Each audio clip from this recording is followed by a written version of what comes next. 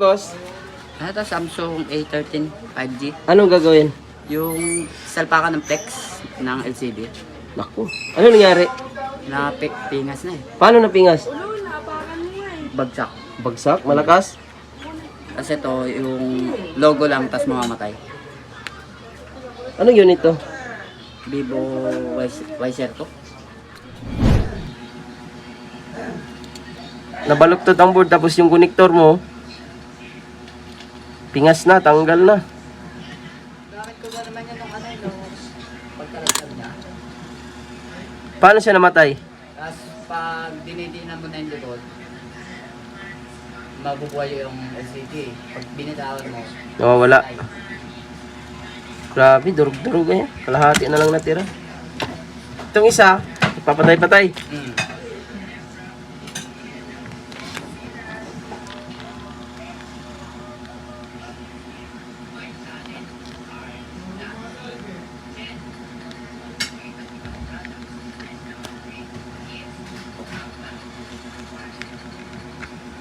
Check natin yan mamaya. Unahin natin itong isa.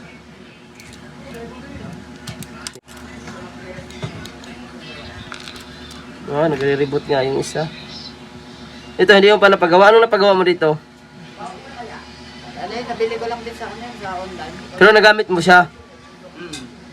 Tapos parang naka-bypass niya yung ano yung Fuse? sa battery. Yun, nagre-reboot siya. Oh.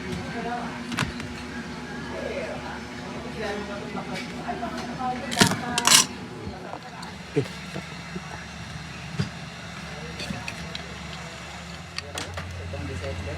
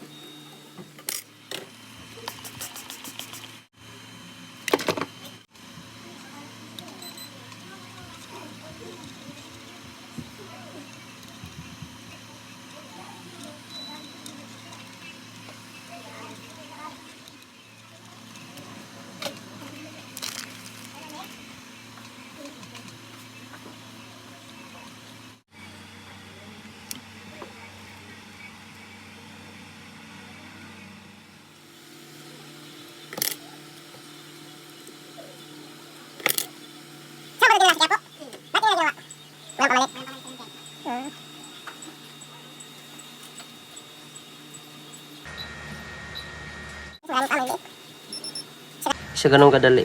Dagyan.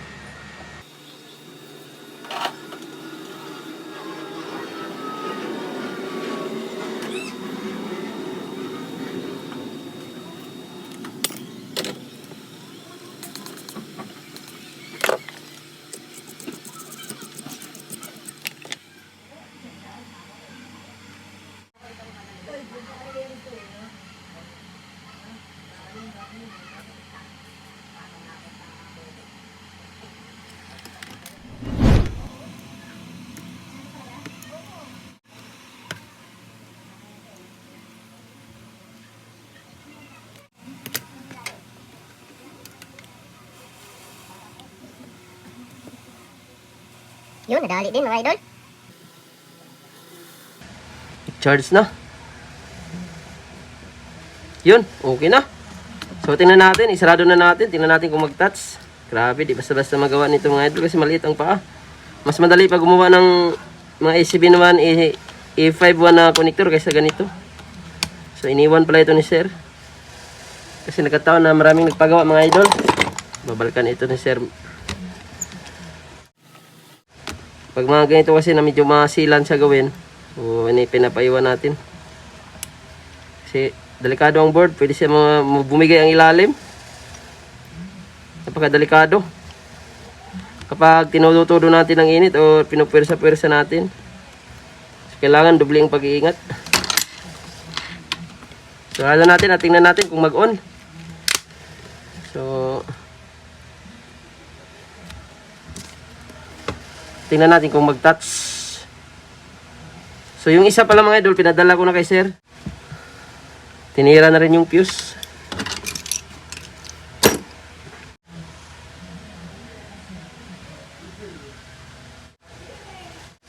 Ayun, okay mga idol.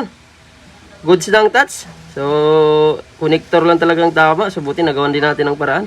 Napakalit po ng linya nito mga idol. Isang mali lang sa paggawa mo nito. Pwedeng hindi siya gumana. So, yan, nadali din natin. Tips ko kapag gumawa kayo ng ganito, dapat galing sa unit para hindi kayo mahirapan maglagay. Kapit kagad. So, antayin lang natin mga idol. Nabalikan niya. Ayan, okay naman yung touch. May password. So, hindi na lang natin pakialaman. So, emergency. So, ibig sabihin may signal din na. So, wala lang SIM card. So, normal din ang charging niya. So, connected kasi sa charging yung ginawa natin. Yung mga nadurog na connector.